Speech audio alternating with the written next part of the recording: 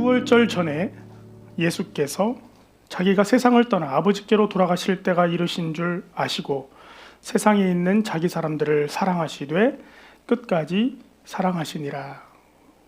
요한복음 13장 1절 말씀입니다. 참 은혜로운 말씀이 아닐 수 없습니다. 우리 주님은요, 자기의 사람들을 사랑하시되 어떻게 사랑하신대요? 네, 끝까지 사랑하신답니다. 여러분 그 사실을 믿으십니까? 요한복음 13장 이하의 말씀이 그런 예수님의 모습을 담고 있습니다. 바로 끝까지 사랑하시는 예수님이 그 제자들을 어찌 사랑해 하시는지를, 다름 아닌 예수님 자신을 부인하고 곧 떠나가게 될 제자들까지도 어떻게 사랑으로 돌보고 계신지를 오늘 13장 말씀은 우리들에게 보여주고 있습니다.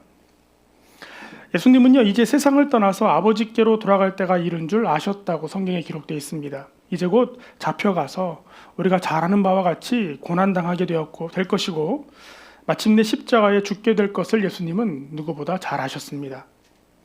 그러나 이러한 사실보다 예수님의 마음을 더 무겁게, 아니 어쩌면 갈기갈기 찢을 만큼 아프게 만든 것이 있었습니다. 그건 바로 그분의 제자들의 연약함 때문입니다. 예수님은요, 자신의 십자가가 사랑하는 제자들에게 어떤 어려움으로 닥쳐올지 누구보다 잘 알았습니다. 모두가 뿔뿔이 흩어지게 될 것을 다 아셨습니다. 또 예수님을 모른다고 부인할 것도 아셨습니다. 심지어 그중 누군가는 자신을 팔아 넘기게 될 것도 알고 계셨습니다. 그럼에도 불구하고 우리 주님은요, 그들을 불러서 한자리에 모아놓으시고는 그들의 발을 씻어주셨습니다. 그들의 연약함을 감싸주셨습니다. 그리고 보듬어 주셨습니다. 아무도 하려고 하지 않았던 그런 겸손과 섬김의 모습을 예수님은 그들에게 다시 한번 보여주셨습니다. 왜 그러셨을까요? 그들을 진심으로 사랑하셨기 때문입니다. 이미 많은 걸 가르쳐 주었지만, 또 많은 걸 보여주었지만 마지막으로 한 번 더 가르쳐 주신 겁니다. 그것이 자기 사람들을 끝까지 사랑하시는 예수님의 아름다운 사랑 표현입니다. 이처럼 우리 주님은요, 자기 사람들을 사랑하시되 끝까지 사랑하십니다. 그분의 복된 길로 인도하기 위해서 끝까지 수고를 마다치 않으시고 끝까지 참고 인내하는 것도 마다치 않으십니다. 자기 사람들에 대한 관심을 그렇게 끝까지 멈추지 않으십니다. 뿐만 아니라 주님은 자기 사람들을 바르게 이끌기 위해서 바른 길로, 좋은 길로, 평안한 길로 이끄시기 위해서 무엇도 마다치 않으시냐면 끝까지 책망하시는 것과 끝까지 경고하시는 것도 마다치 않으십니다. 히브리서 12장 5절 이하의 말씀에 보면요, 또 아들들에게 권하는 것 같이 너희에게 권면하신 말씀도 잊었도다. 일렀으되 내 아들아, 주의 징계하심을 경히 여기지 말며 그에게 꾸지람 받을 때에 낙심하지 말라. 주께서 그 사랑하시는 자를 징계하시고 그가 받아들이시는 아들마다 채찍질 하심이라 하였으니 너희가 참음은 징계를 받기 위함이라. 하나님이 아들과 같이 너희를 대우하시나니 어찌 아버지가 징계하지 않는 아들이 있으리요. 징계는 다 받는 것이거늘 너희에게 없으면 사생자요 친아들이 아니니라. 또 우리 육신의 아버지가 우리를 징계하여도 공경하였거든 하물며 모든 영의 아버지께 더욱 복종하며 살려 하지 않겠느냐. 그들은 잠시 자기의 뜻대로 우리를 징계하였거니와 오직 하나님은 우리의 유익을 위하여 그의 거룩하심에 참여하게 하시느니라. 무릇 징계가 당시에는 즐거워 보이지 않고 슬퍼 보이나 후에 그로 말미암아 연단받은 자들은 의와 평강의 열매를 맺느니라. 아멘. 그래요. 자기의 사람들을 사랑하시되 끝까지 사랑하시는 주님의 모습, 이처럼 그의 자녀들을 때로는 꾸짖고 때로는 징계도 하심으로 옳은 길로 갈 수 있도록 이끄신다는 겁니다. 그게 주님의 사랑이라는 거예요. 또 오늘 본문의 말씀처럼 경고하시기도 하신다는 겁니다. 경고를 하세요. 왜냐하면 그의 사랑하는 자녀들이 잘못된 길로 가지 않도록 이끄시기 위함입니다. 히브리서 말씀대로 그러한 주님의 징계 또는 경고는요, 당시에 즐거워 보이지 않습니다. 이 세상에 혼나는 소리 듣고 기분 좋은 사람이 어디 있겠어요, 그죠? 오히려 슬픈 일일 겁니다. 하지만 그것이 믿는 자들에게 연단이 되어서 결과적으로 의와 평강의 열매를 맺게 한다고 권면하고 있는 것입니다. 그래서 주님의 경고와 징계는 우리를 향한 우리 하나님의 참 사랑의 증거입니다. 관심이 없으면, 사랑하지 않으면 어떻게 해요? 내버려 두는 거예요. 요즘 지난번 학교 선생님들 얘기 잠깐 했었었는데, 우리 아이들이 하도 선생님 말을 안 듣고 또 어렵게 하니까 요즘 선생님들이 어떻게 한대요? 그냥 내비둔대요. 사고를 치든 뭘 하든 다른 아이에게 피해만 주지 않는다면 수업 시간에 딴짓을 하든 뭐 엉뚱한 짓을 하든 가만 내비두고 관심을 끊는답니다. 요즘 선생님들이 학생을 대하는 자세랍니다. 대단히 슬픈 일인 것입니다. 관심을 끊을 수 있다는 건요, 그를 사랑하지 않는다는 증거이기도 하기 때문입니다. 그런데 우리 하나님은 그렇게 하지 않으신다는 거예요. 끝까지 사랑하신다는 것입니다. 오늘 본문 속 예수님과 제자들 사이에 나누었던 이 대화가 바로 그런 겁니다. 참으로 슬픈 경고가 기록되어 있습니다. 어찌나 황당한 경고였는지 이야기를 듣는 제자들조차도 그 누구도 예수님의 경고를 믿을 수가 없었습니다. 그냥 하는 소리겠지라고 생각할 정도였습니다. 그러나 예수님의 경고보다 우리를 더 당황케 또 경악케 하는 것은 이 황당스럽게 짝이 없는 경고가 잠시 후 실제로 일어난다는 것입니다. 요즘에 그 에어컨 설명서에 이런 경고문이 붙어 있답니다. 재미난 경고문이에요. 화면에는 제가 표현해 놓은 거예요. 제가 읽어드릴게요. 에어컨에서 나오는 물은 마시지 마시오. 어때요? 처음 알았다. 에어컨에서 나오는 물은 마시면 안 된다는 걸 지금 처음 알았다. 이런 것도 있답니다. 세탁기 경고문에 세탁기에 동물을 넣지 마시오. 요즘에 일어날 수 있을 것 같아요. 이거 세탁기에 동물을 넣지 마시오. 휴대전화 경고문에 알레르기 체질은 의사와 상의 후 휴대전화를 사용하세요. 또는 휴대전화를 전자레인지에 넣지 마세요. 부엌칼 경고문에 이런 것도 적혀 있답니다. 박스에 떨어지는 칼을 손으로 잡지 마세요. 아니, 저는 진짜 이해가 안 가는 거 하나 더 있는데, 마지막 재미난 거, 유모차 경고문입니다. 접기 전에 아이를 빼세요.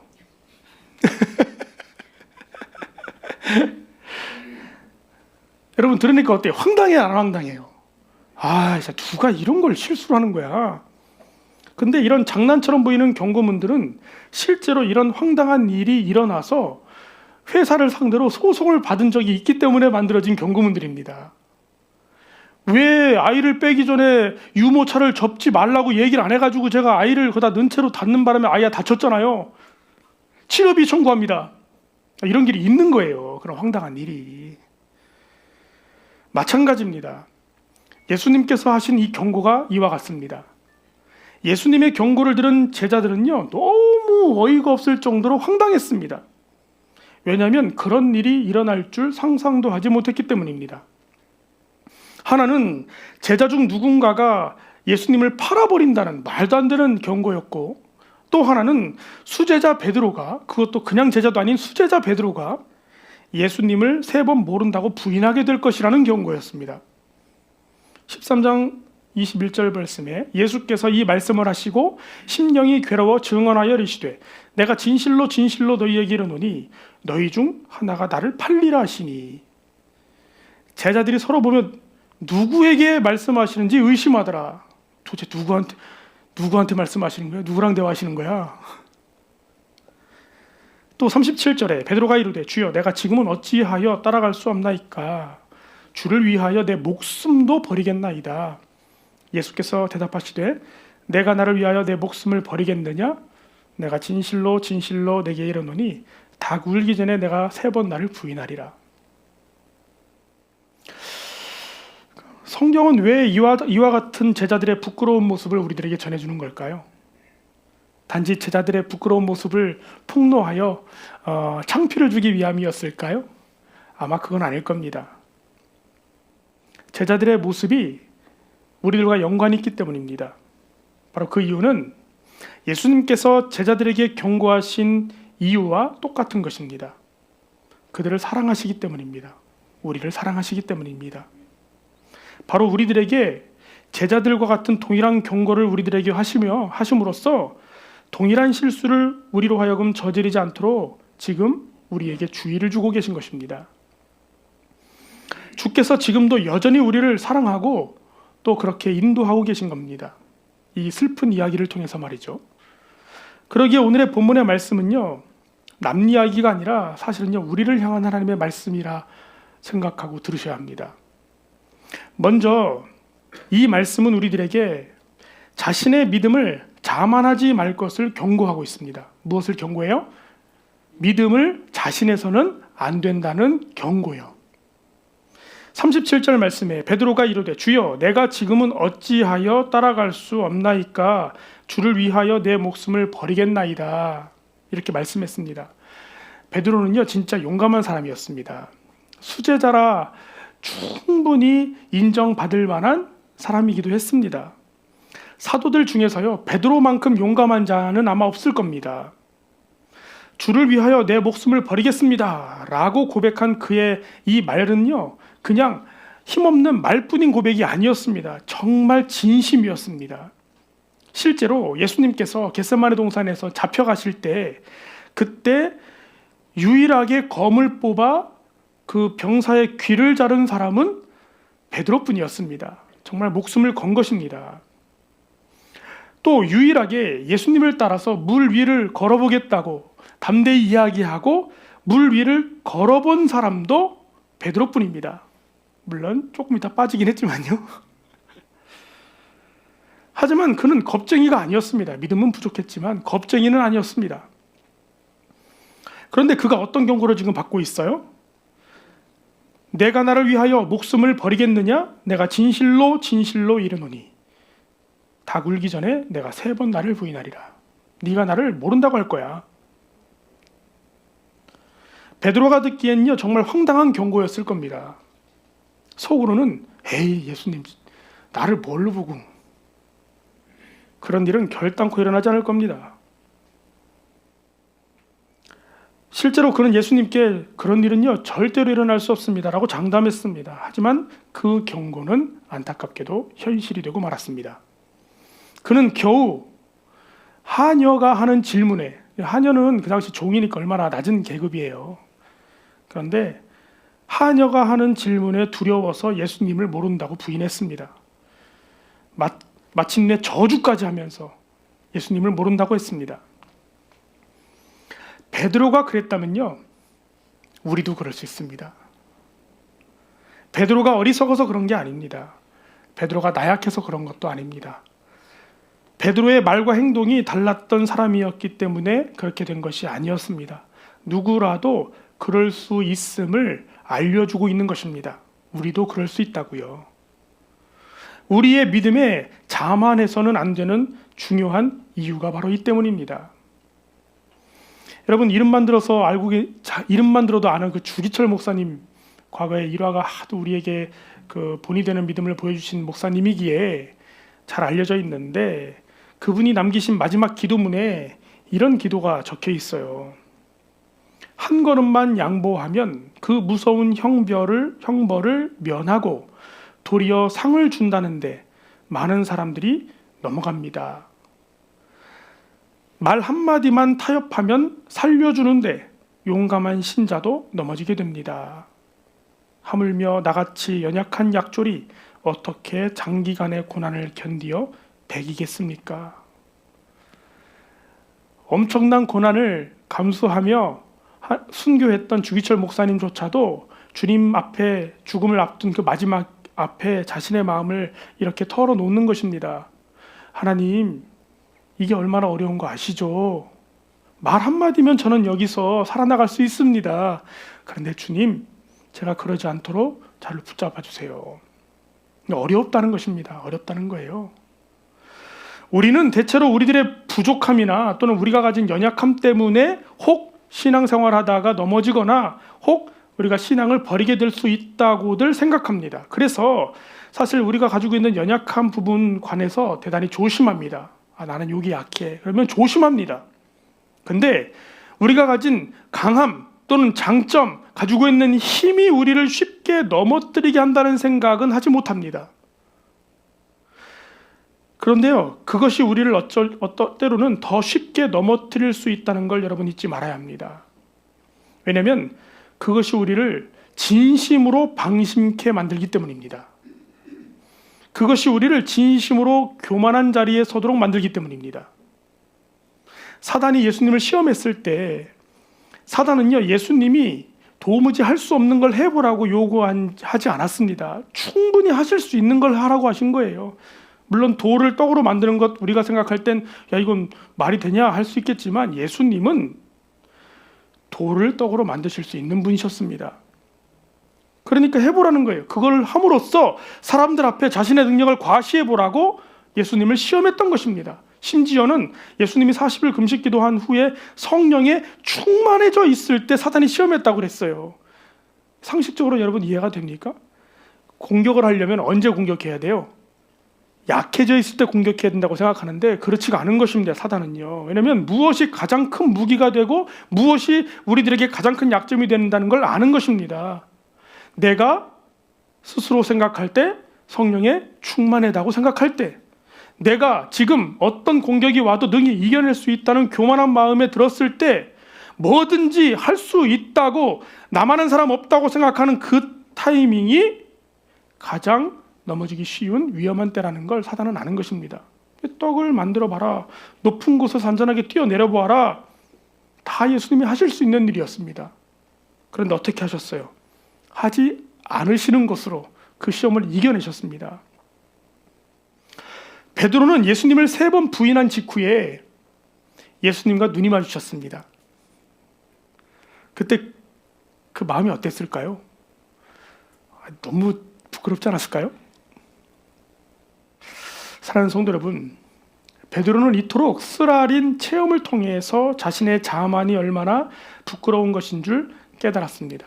바라기는요, 저와 여러분의 신앙생활에는 이런 후회가 없기를 주님의 이름으로 축원합니다. 늘 우리가 겸손해야 됩니다. 그것이 나를 지키는 가장 강력한 무기입니다. 나의 능력이 주님께로부터 왔다는 사실을 여러분 잊지 말아야 합니다. 내가 남들이 볼 때 잘났어도 뭔가 능력 있어도 뭔가 잘하는 것 같아도 그것이 내가 가진 것이 아니라 주님이 나에게 주신 은혜라는 사실을 잊을 때 고스란히 그것이 나의 것, 나의 교만이 되는 것입니다. 목사도 마찬가지예요. 목사가 여러분들 앞에 설교하고 단에 서는 것 제가 뭐 잘나서 그런 것입니까? 하나님이 저에게 그 사명을 주셨기 때문에 하고 있는 것입니다. 여러분들도 마찬가지입니다. 우리 모두가 동일합니다. 그러니 교만한 마음이 우리 안에 싹트지 않도록 주의하시기를 바랍니다. 우리가 아무리 믿음이 좋아도 십자가에 거꾸로 달려 순교한 베드로만 하겠습니까? 그러니 우리도 그럴 수 있음을 늘 마음에 새기고 조심해야 합니다. 그래서 이후에 베드로가 그때는 이제 예수님 모른다고 부인했지만 나중에 다시 이제 회복돼서 베드로 전서에 이렇게 성도들에게 권면하는 거예요. 젊은 자들아, 이와 같이 장로들에게 순종하고 다 서로 겸손으로 허리를 동이라. 하나님은 교만한 자를 대적하시되 겸손한 자에게는 은혜를 주시느니라. 자기가 겪어보고 쓰는 거예요. 지금 이게 얼마나 깊이 있는 뜻인지 여러분 새기기 바랍니다. 그러므로 하나님의 능하신 손 아래에서 겸손해라. 때가 되면 너희를 높이시리라. 너희의 염려를 다 주께 맡기라. 이는 그가 너희를 돌보심이라. 근신하라. 깨어라. 너희의 대적 마귀가 우는 사자같이 두루 다니며 삼킬 자를 찾나니 너희는 믿음을 굳건하게 하여 그를 대적하라. 이는 세상에 있는 너희 형제들도 동일한 고난을 당한 줄을 알미라. 모든 은혜의 하나님 곧 그리스도 안에서 너희를 부르사 자기의 영원한 영광에 들어가게 하시니가 잠깐 고난을 당한 너희를 친히 온전하게 하시며 굳건하게 하시며 강하게 하시며 터를 견고하게 하시리라. 아멘. 두 번째, 오늘 본문의 말씀이 우리에게 던져주는 경고는요, 신앙인의 바른 자세가 무엇인지를 우리에게 경고로 알려주시고 있습니다. 경고를 대하는 신앙인의 바른 자세에 대해서요. 여러분, 가룟 유다에게 하신 예수님의 경고는요, 제자들이 듣기에는요 정말 충격적인 것이었습니다. 왜냐하면 그 누구도 이런 황당한 일을 저지를 자가 우리 안에는 없다고 생각했거든요. 정말로요. 가룟 유다를 포함해서 제자들이 서로 보며 도대체 누구한테 말씀하시는 건지 의심했다고 성경에 표현되어 있습니다. 정말 이해가 안 가는 거예요. 누가. 제자들은 그 누구도 가룟 유다가 이런 짓을 할 거라고는 짐작조차 하지 못했습니다. 제자들이 둔해서 그런 게 아닙니다. 그건요, 가룟 유다가 잘했기 때문입니다. 나쁜 의미로 잘했기 때문이에요. 어떻게 해요? 누구보다도 제자처럼 행동했거든요. 26절과 29절 말씀 보면요, 분명 예수님께서 떡 한 조각을 적셔서 주는 자가 바로 나를 팔자다 말씀하시고선 그 말이 끝나기 무섭게 그 떡을 가룟 유다에게 주셨어요. 그러면 지금 누구에게 하고 있는 거예요? 이게 못 들은 척 하기가 어렵잖아요. 근데 제자들은요, 그 장면을 두 눈으로 보고도 에이, 가룟 유다가 그럴 리가 라고 생각했다는 것입니다. 오히려 예수님이 가룟 유다에게 뭔가 시킨 일이 있나 보다 생각했다는 거예요. 왜냐하면 제자들 눈에 가룟 유다는 절대로 그럴 만한 사람이 아니었기 때문입니다. 그는 누구보다 신뢰를 받고 있는 사람이었습니다. 그가 제자들의 돈꾀를 맡고 있다는 것만 봐도 알 수 있습니다. 왜냐면요, 제자들 중에서요, 어떤 사람이 있냐면 그 세리 출신 마태가 있었어요. 요즘으로 따지면 세무회계사 출신입니다. 그러면 돈 관리를 세무회계사 출신 마태가 잘할까요? 뜬금없는 가룟 유다가 잘할까요? 마태가 잘하면 훨씬 잘하겠죠. 전문가인데. 근데 그걸 가룟 유다에게 맡기셨다는 것입니다. 왜냐하면 그의 신망이 그토록 두터웠다는 것입니다. 그러나 안타깝게도 그는 예수님을 진심으로 믿지는 않았던 것입니다. 누구보다도 예수님 가까이에서 그분의 말씀을 듣고 있었고 그분의 모범을 보면서 그분의 이적과 표적을 목격했음에도 불구하고 그는 예수님을 속으로 믿지 못했습니다. 그는 분명 예수님께서 부르신 12명의 제자 중 한 명이었습니다. 그는 분명 예수님께서 끝까지 사랑하시는 그 무리 중에 포함되어 있었던 한 명이었습니다. 아니, 예수님께서 끝까지 그분 곁에 있게 해주셨어요. 이미 알고 있음에도 불구하고 내치지 아니하시고 끝까지 그 곁에 두셨습니다. 그의 발도 씻어 주셨습니다. 그를 향한 사랑을 끝까지 놓지 않으셨던 것입니다. 그러나 그는 예수님을 끝까지 믿지 못했습니다. 이것은 충격적인 일입니다. 가룟 유다가 예수님을 팔아넘기는 일보다 사실은 이게 더 충격적이에요. 가룟 유다가 예수님을 팔아넘긴 것, 그건 어쩌면 당연한 일인지도 모르겠습니다. 그가 예수님 믿지 않았으니까요. 그는 단 한 번도 예수님을 진심으로 믿은 적이 없고 그에게 중요한 건 그가 맡았던 돈꾀와 늘 돈에 관심이 있었거든요. 가룟 유다는 그런 자기 자신을 철저하게 감추고 있었던 것입니다. 가면을 쓰고요. 정말 대단한 사람이죠. 대단한 사람 아닙니까, 진짜? 정말 대단한 사람입니다. 제자들은 자신의 진실을 철저히 감추고 있는 그 가룟 유다를 의심하지 못했습니다. 단 한 번도. 그래서 제자들은 예수님의 경고를 이해하지 못했습니다. 당연한 결과입니다. 그러나 그 단 한 사람, 그 경고에 반응을 했어야만 했던 한 사람이 있어요. 누구일까요? 가룟 유다요. 남들은 몰라도 누구는 알아요? 본인은 알 거 아니에요. 본인은 13장 2절 말씀을 보면은요, 마귀가 벌써 시몬의 아들 가룟 유다의 마음에 예수를 팔 생각을 넣었다고 예수님 모임하기 전에 가룟 유다의 마음의 상태가 어떤지를 설명해 두고 있습니다. 그러니까 가룟 유다는 지금 예수님이 하신 이 경고가 다른 사람이 아니라 나한테 하고 있다는 걸 분명 알았을 겁니다. 남들은 다 이해하지 못해도 내가 하는 일을 속히 해라 라고 하는 이 무시무시한 말 속에 담겨져 있는 참 의미를 가룟 유다는 알아들었을 겁니다. 남들은 속일 수 있었을지 모르겠습니다만 예수님께서 이미 다 알고 계신다는 사실을 그 순간 깨달았을 것입니다. 사실은 이때가 가룟 유다에게는 절호의 기회였습니다. 회개할 수 있는 절호의 기회예요. 그러나 그는 그렇게 하지 못했습니다. 마태복음 26장 17절 이하에 보면은요, 이렇게 기록되어 있습니다. 자, 읽어드려 볼게요. 저물 때에 예수께서 12 제자와 함께 앉으셨더니 그들이 먹을 때에 이르되 내가 진실로 너희에게 이르노니 너희 중에 한 사람이 나를 팔리라 하시니 그들이 몹시 근심하여 각각 여짜오되 주여 나는 아니지요. 이렇게 이야기를 했대요. 제자들의 반응이 어땠대요? 몹시 근심하면서 뭐라고 예수님께 물었대요? 주여 나는 아니지요. 쉽게 말하면 주님 그게 접니까? 저는 아니죠. 제 얘기는 아니죠, 주님. 라고 예수님께 각각 물었다는 것입니다. 그들이 무슨 생각을 한 걸까요? 설마 나는 아니겠지? 내가 그런 실수를 그럴 리가. 그들은요, 주님이 하신 그 말씀에 몹시 근심했습니다. 왜요?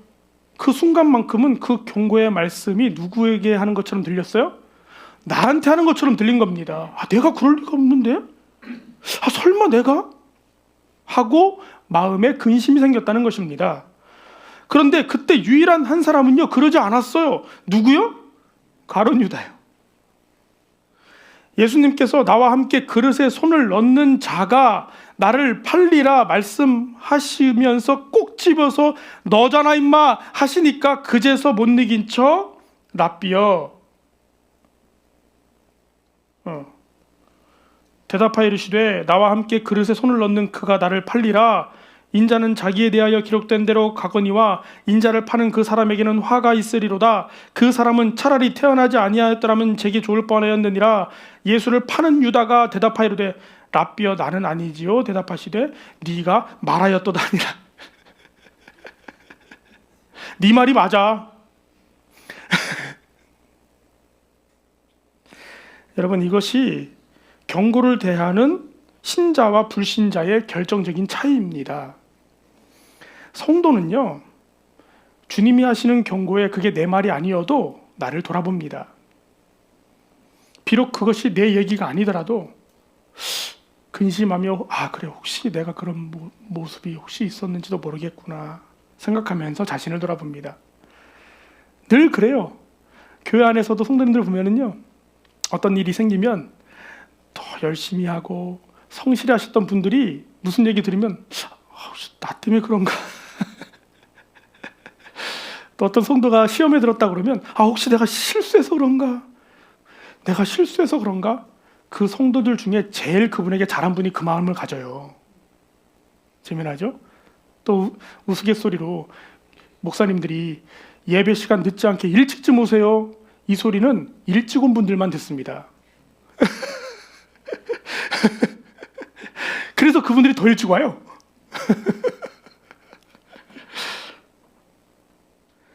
이것이 성도와 불신자의 결정적인 차이입니다.